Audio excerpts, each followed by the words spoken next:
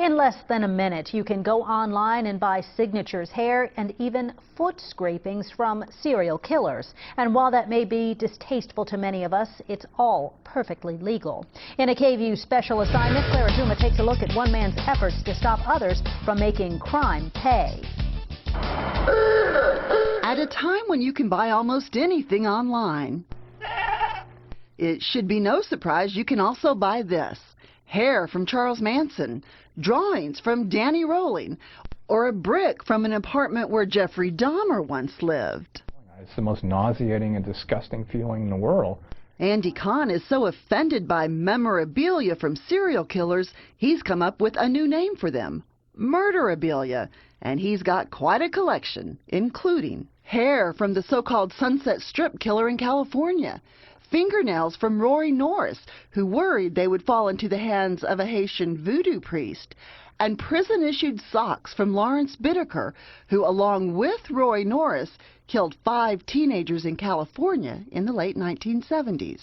So how much would somebody's fingernails cost? $20. He's also got serial killer playing cards. You can see this comes in a body bag. Board games and action figures. It's a way for you to get close to that particular serial killer or high-profile murderer. You essentially own a piece of their soul. But Kahn, who heads the mayor's crime victims office in Houston, isn't dazzled by the murderabilia on websites like Supernaut, Murder Auction, and prison-bound serial killers. And I was dumbfounded and mesmerized, and at the same time also was under the false delusion that this wasn't legal. You can't be profiting after committing some of the most horrific, diabolical crimes known to mankind. He bought as much as he could online, then set about trying to stop the commerce of crime. He enlisted an unusual ally, David Berkowitz, known as the Son of Sam, a New York serial killer, and the very guy after whom Son of Sam laws were named. Son of Sam laws prevent criminals and their friends from selling stories about the crimes. Some of the laws still exist, including here in Texas, but they have been struck down as an unconstitutional attack on free speech every time they've been challenged. What Kahn wants to do is stop the sale of murderabilia, such as a criminal's fingernails or artwork. He calls it notoriety for profit, and though they've never met, he and Berkowitz are now pen pals, and Berkowitz strongly supports Kahn's efforts. So far, 8 states, including Texas, have passed notoriety for profit laws, saying the state can take all profits from items that gain value from a criminal's notoriety. But all those laws do is deflate the profit of selling the item.